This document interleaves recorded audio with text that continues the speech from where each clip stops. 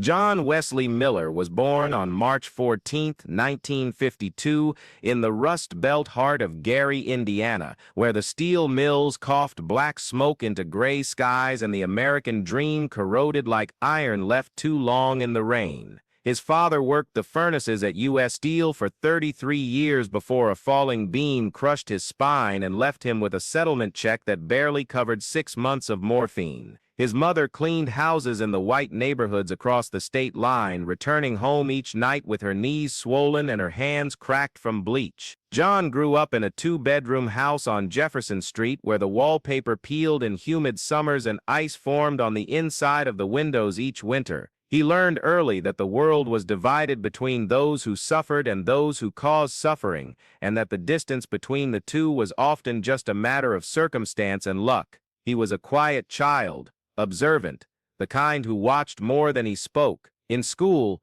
teachers noted his unusual capacity for stillness, the way he could sit for an hour without fidgeting while other children squirmed and whispered. He read voraciously, devouring whatever books the Gary Public Library could offer: Steinbeck, Baldwin, The Gospel According to Matthew. At 16, he experienced what he would later describe as a calling, a moment during a sweltering August revival meeting when the preacher's words seemed to arrange themselves into a pattern that made sense of all the chaos and pain he had witnessed. He felt, he said, as though a hand had reached down and touched the crown of his head, and in that touch was both a burden and a purpose. By 1974, John had enrolled at Moody Bible Institute in Chicago, commuting 3 hours each way on Greyhound buses that smelled of diesel and desperation. He worked nights stocking shelves at a Jewel Osco to pay tuition, sleeping 4 hours if he was lucky, studying theology and homiletics with a focus that bordered on obsession.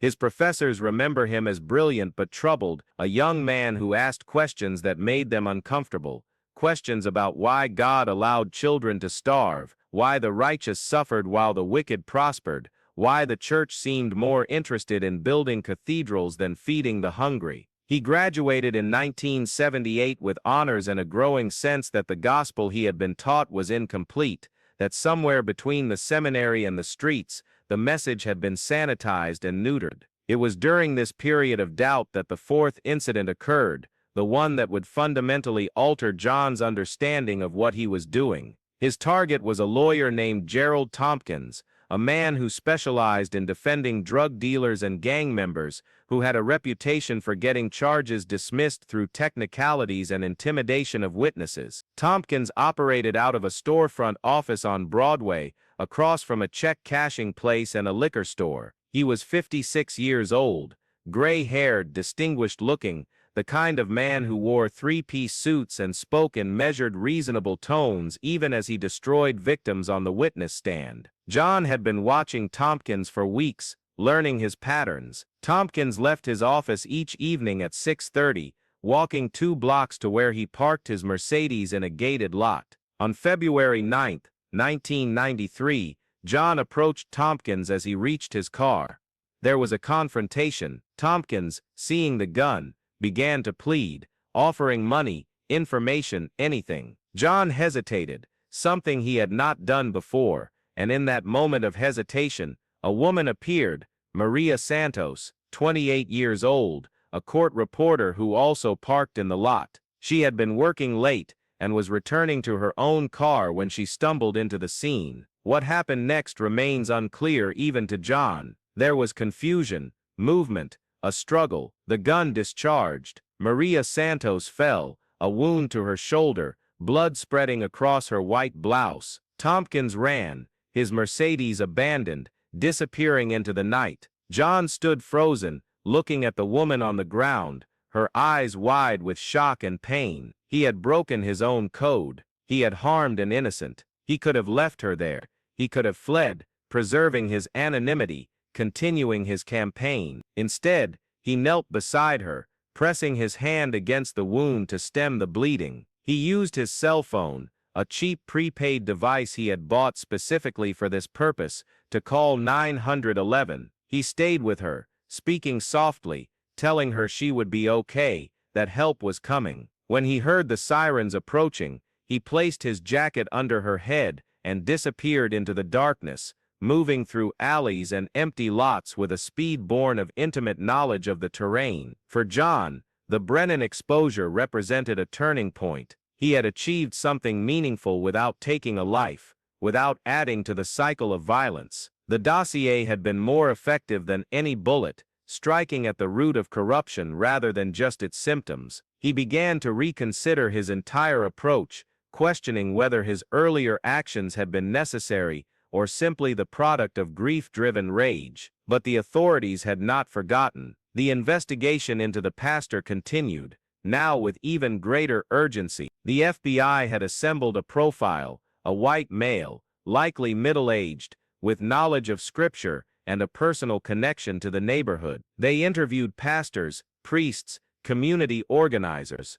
They reviewed security footage from around the crime scenes. They offered a reward for information leading to an arrest. The net was closing, slowly but inexorably. John knew he could not continue indefinitely. The risk of exposure was too great, and more importantly, he was no longer certain that his actions were justified. The shooting of Maria Santos haunted him. Every time he closed his eyes, he saw her face, the surprise and pain in her expression. He had visited Methodist Hospital twice, moving through the corridors in the guise of a minister visiting the sick, checking on her recovery. She had been released after 3 days, but the bullet had done permanent damage. She would carry a scar and limited mobility in her left arm for the rest of her life. John had done that. Not a corrupt cop or a drug dealer. Him. In May 1993, John made his decision. He would make one final statement, a public acknowledgement of both his actions and his errors, and then he would disappear.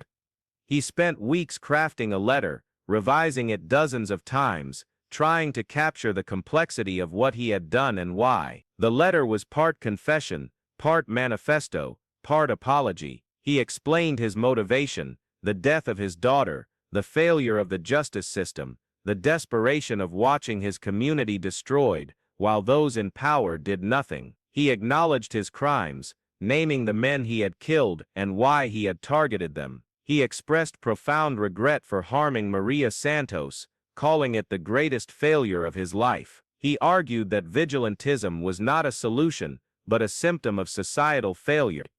A desperate measure taken when all legitimate avenues had been exhausted. He called for systemic reform, for accountability, for a justice system that served all citizens rather than just the powerful. On June 15, 1993, the letter was delivered to media outlets across the state. It was signed simply "the pastor" with the cross within circle symbol. The letter was published in full by the Post-Tribune and excerpted by dozens of other outlets. It became a national news story, debated in classrooms and churches, condemned by law enforcement and politicians, embraced by some activists and community organizers, as a powerful statement about justice and accountability. 3 days after the letter was published, John Wesley Miller disappeared.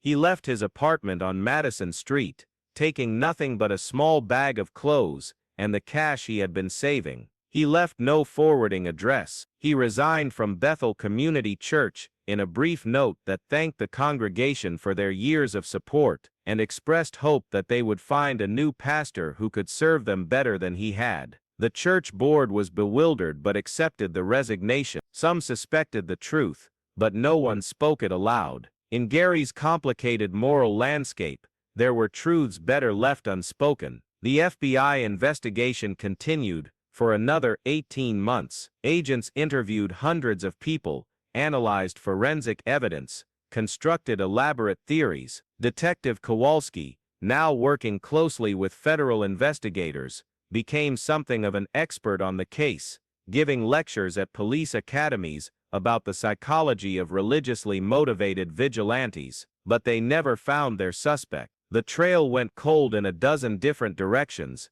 each lead dissolving into dead ends and alibis that could not be broken. Some investigators became convinced that the pastor had been multiple people, a cell or network, rather than a lone individual. Others believed he had died, perhaps by suicide, taking his identity to the grave. The truth was simpler and more mundane. John had traveled by bus to St. Louis, then to Albuquerque, then to Portland, paying cash, using no credit cards, leaving no electronic trail. In Portland, he found work as a day laborer, doing construction and landscaping under a name that was not his own. He lived in a single-room occupancy hotel near the Willamette River, a place where people minded their own business and asked no questions. He attended a small Baptist church on Sundays, sitting in the back pew, singing hymns in a voice that no one noticed. He was nobody, a ghost, a man who had erased himself. But Gary did not forget. The symbol of the cross within a circle became a kind of folk icon,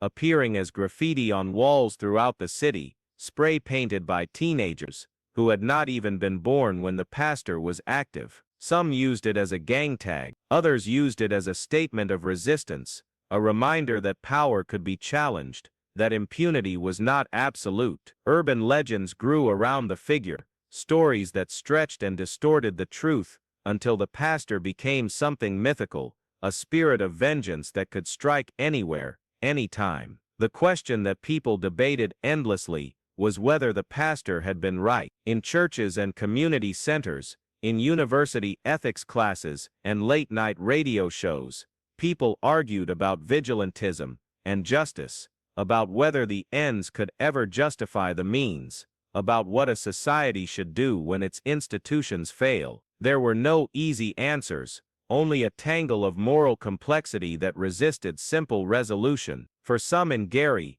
particularly those who had suffered under the predations of men like Marcus Thompson and the corruption of officials like Robert Brennan, the pastor was a hero, a man who had done what needed to be done when no one else would. They pointed to the fact that drug dealing in Midtown had declined in the aftermath of Thompson's death, that police corruption had faced new scrutiny after Costco's exposure, that Brennan's indictment had led to a wave of reforms in city government. They argued that violence, while tragic, was sometimes the only language that power understood, that peaceful protest and proper channels only worked when those in power were willing to listen, and that Gary's powerful had long since stopped listening. For others, the pastor represented everything dangerous about abandoning the rule of law. They pointed to Maria Santos, whose injury had been entirely avoidable, whose suffering was the direct result of one man's arrogance in believing he could determine guilt and innocence. They argued that vigilantism,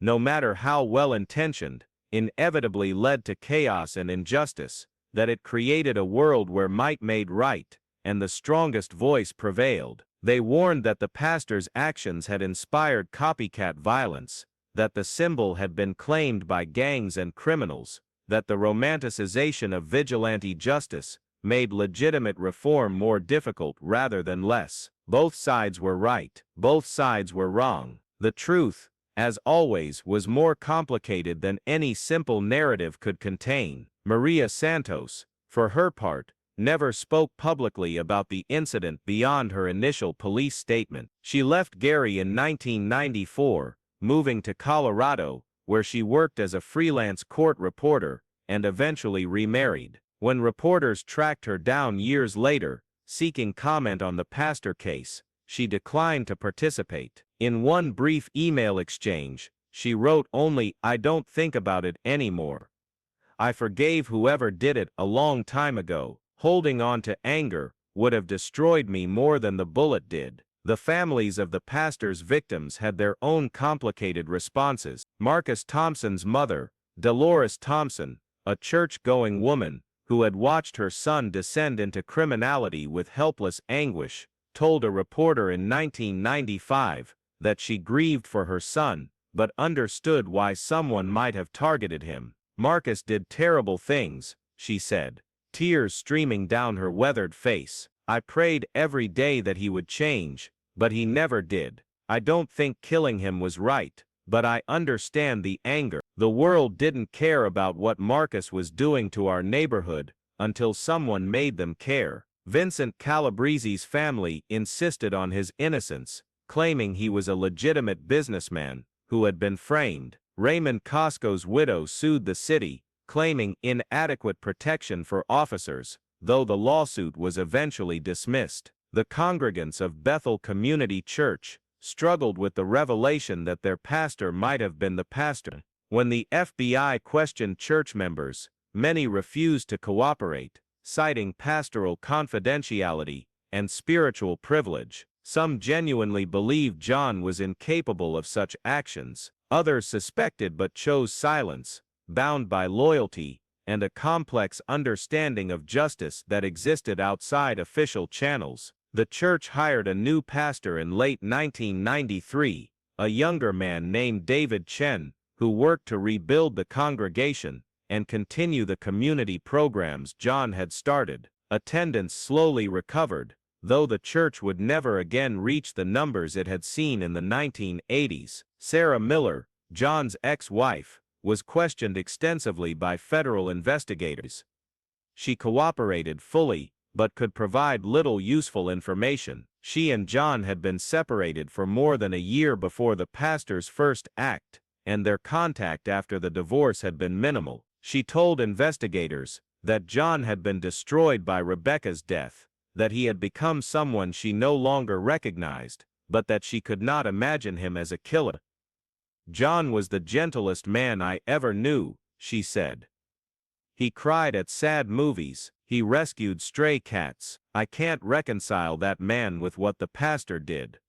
When pressed about whether she thought John could be the pastor, she paused for a long time before answering, "I don't know, I honestly don't know. Grief changes people in ways you can't predict." In the years that followed, Gary continued its long, slow decline. The steel industry continued to contract, population continued to fall, poverty and crime remained endemic problems, but there were also signs of resilience and renewal. Community organizations formed to fill the gaps left by failing institutions. Residents organized neighborhood watch programs and youth mentorship initiatives. New businesses opened, tentative but hopeful. The city proved harder to kill than anyone expected, surviving through the determination of people who refused to abandon their home despite all reasons to do so. Pause and reflect when justice stops at the gates. Who dares to cross? The Cross Circle case officially remains open,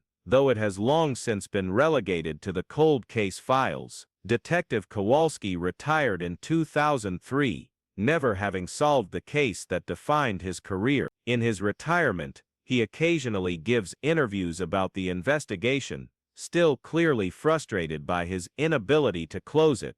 "We came close a few times," he told a podcast host in 2019. "There was a person of interest we liked for it, but we could never get enough evidence. The thing is, I'm not even sure I wanted to solve it by the end. The more I learned about the victims, the harder it was to see them as victims. They were predators who got what they deserved. That doesn't make it legal, but it does make it complicated." The prosecutors who handled Robert Brennan's case credited the pastor's dossier with making their job possible. "Without that information, we would never have known where to look," one assistant U.S. attorney admitted off the record. "The level of detail was extraordinary.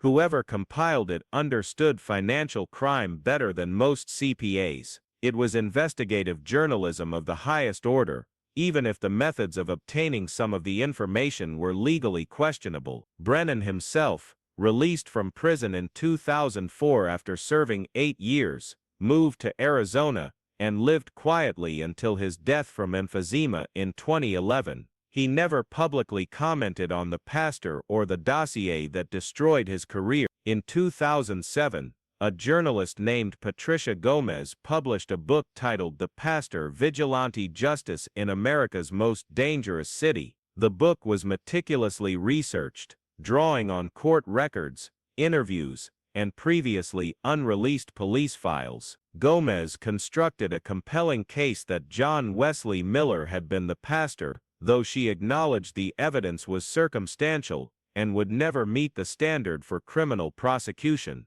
The book was a modest bestseller and reignited public interest in the case. Some readers were sympathetic to John's actions, seeing them as the desperate response of a man pushed beyond endurance. Others condemned him as a murderer who had no right to take the law into his own hands. Online forums debated the ethics of his campaign, with threads running hundreds of pages long. Gomez attempted to locate John for an interview, but was unsuccessful. She traced him to Portland, but lost the trail there, unable to determine whether he had moved on, or was simply living under an identity too deep to penetrate. She did, however, interview a man she identified only as Reverend J, who lived in Portland, and matched John's description. The interview took place in a coffee shop near Powell's Books, a neutral public place. Reverend J refused to confirm or deny being John Wesley Miller, but spoke eloquently about themes of justice, redemption, and the weight of past actions. "I think about the question a lot," Reverend J told Gomez, "whether violence can ever be righteous, whether one person has the right to judge another, whether the damage done by acting can ever be less than the damage done by failing to act. I don't have answers. I used to think I did, but I was younger and more certain then. Now I'm just trying to do good work where I can, help people where I'm able, and live with the things I can't change." When Gomez asked directly if he was the pastor, Reverend J smiled sadly and said, "The pastor is whoever people need him to be. For some, he's a hero. For others, a villain. For me, if I were him, he'd be a man who did terrible things for reasons he thought were good, and has to live with the consequences every day. That's punishment enough, don't you think?" The interview was the final chapter of Gomez's book, left deliberately ambiguous, allowing readers to draw their own conclusions. Subsequent attempts by other journalists to locate Reverend J were unsuccessful. The coffee shop staff did not remember anyone matching his description. The churches in the area had no record of a Reverend J. It was as though he had been a ghost, appearing only long enough to tell his story before dissolving back into the anonymity of the city. In Gary, the legend persists. Older residents tell stories to younger ones about the pastor, about the time when someone fought back against the corruption and violence that consumed the city. Some of the stories are true, many are embellished or entirely fabricated. It no longer matters. The pastor has become a symbol, a myth, a way of articulating the hunger for justice that exists in communities abandoned by the institutions meant to protect them. On the wall of what was once Bethel Community Church, now converted into a community center that provides meals and job training, someone has painted a mural. It shows a cityscape at night, buildings dark against a lighter sky, street lights casting pools of yellow on empty streets. In the foreground is a figure, gender and race deliberately ambiguous, walking away from the viewer toward the city.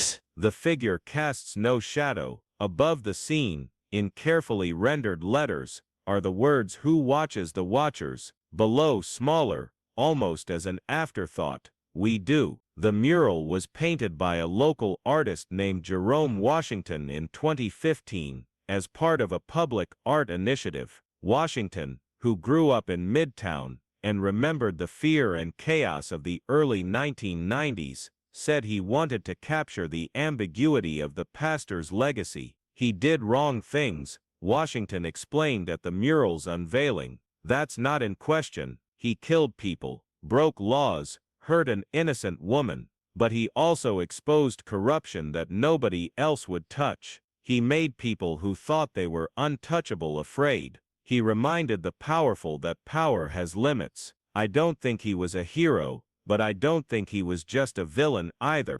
He was a symptom of a broken system, and the fact that we still talk about him 20 years later says the system still isn't fixed. Rebecca Miller's grave in Evergreen Cemetery is maintained by volunteers from the church. Fresh flowers appear regularly, placed by people who never knew her but who know her story. Her headstone is simple, listing her name, her dates, November 8, 1985 to June 7, 1991, and a single line, "Beloved daughter forever in the light." Sometimes, visitors leave notes, small tokens, expressions of sorrow for a life cut short, and sometimes, though not often, someone leaves a small wooden cross inside a circle, a reminder that her death meant something, that it was not forgotten, that it sparked a reckoning. The question of whether John Wesley Miller is still alive remains unanswered.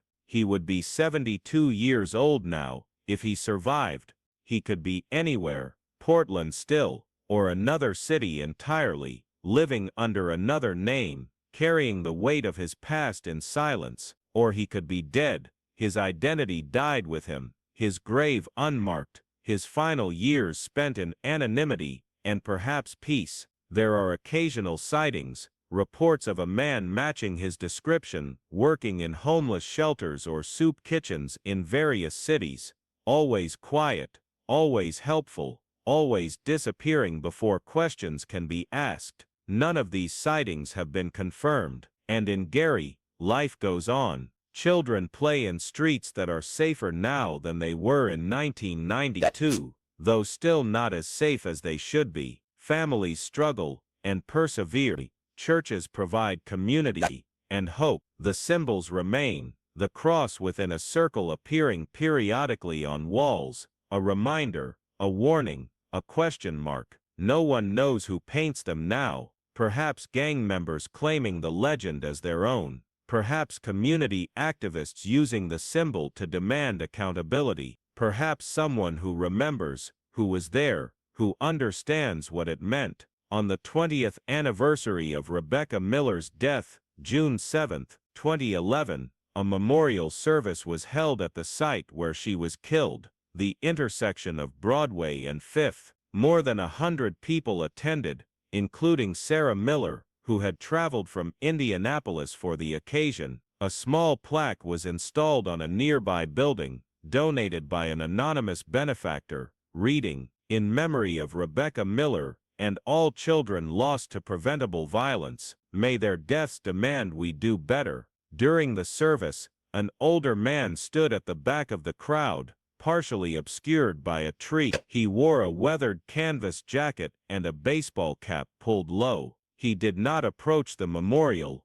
or speak to anyone. He simply stood and watched, his face hidden, his posture suggesting a weight of sorrow too heavy to fully bear. When the service concluded and the crowd began to disperse, someone noticed him and approached, but by then he was already walking away, moving down Madison Street with the steady, unremarkable gait of someone who belonged to the neighborhood. By the time the person who noticed him thought to follow, he had turned a corner and disappeared. Several witnesses later told similar stories, describing the same man, but no one could agree on his features or provide a useful description. He was, they said, ordinary, forgettable, like any other middle-aged man you might pass on the street without a second glance. The years have added distance and perspective. The 1990s, once the immediate present, have become history, a period studied and analyzed and mythologized. Gary has changed, as all cities change, some things better, some things worse, most things simply different. The steel mills that once defined the city are mostly gone now, their buildings empty shells slowly reclaimed by vegetation and rust. The neighborhoods where the pastor walked are quieter, their populations diminished, their struggles ongoing but transformed. New generations have grown up hearing the stories as legends rather than memories, processing them through the lens of distance rather than direct experience. What persists is the fundamental question. The pastor embodied what do we owe each other when the structures meant to ensure justice fail? What is the responsibility of individuals when institutions prove inadequate or corrupt? These questions have no easy answers, no resolutions that satisfy everyone. They are the questions of democracy itself, of social contracts and their limits, of the eternal tension between order and justice, between law and morality. Pastor John Wesley Miller, if that was truly who the pastor was, understood this tension in a way that most people never have to. He lived it, embodied it, paid its costs in ways that marked him forever. He crossed lines that should never be crossed, but he did so in response to a system that had already crossed those lines, that had already abandoned the vulnerable and protected the predatory. His actions were wrong, but the circumstances that created him were also wrong, and both truths can exist simultaneously without canceling each other out. In the end, perhaps that is the legacy of the pastor, not the violence he committed or the corruption he exposed, but the questions he forced a city, a society, to confront. Questions about justice and power, about silence and complicity, about the price of security and the cost of resistance. Questions that Gary, Indiana, still grapples with, that America continues to struggle with, that every society must eventually face. Who watches the watchers, and what happens when they fail? The cross within a circle remains, on walls and notebooks, in graffiti and tattoos, in memories and debate.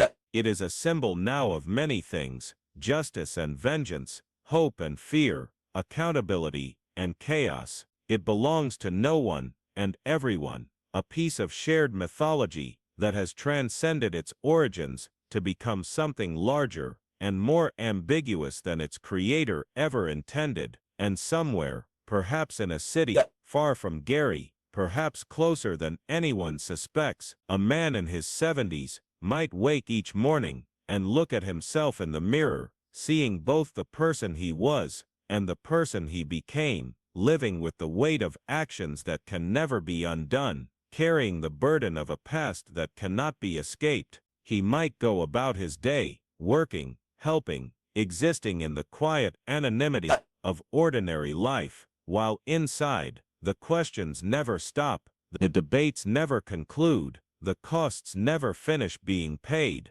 If this story made you think, subscribe. More untold truths await, because in the shadows of every city, in the gaps between law and justice, between what is and what should be, there are stories that demand to be told, truths that insist on being heard, even when they make us uncomfortable, even when they challenge our certainties. The pastor's story is one of many, a thread in the larger tapestry of how ordinary people respond to extraordinary injustice, how grief transforms into action, how the failure of institutions creates the conditions for both heroism and tragedy. The lights of Gary, Indiana, still burn through the night, casting their uncertain glow on streets where children play and adults struggle, where hope and despair exist side by side, where the past is never quite past and the future remains perpetually uncertain. And in that light, in those shadows, the question endures: when justice stops at the gates, who dares to cross? The answer, like everything else in this story, depends on who you ask and what they have suffered, what they have lost, what they believe about the nature of justice and the limits of human endurance. The pastor crossed, for better and worse, in ways both devastating and transformative. He crossed, and Gary, for all its struggles, has never been quite the same since.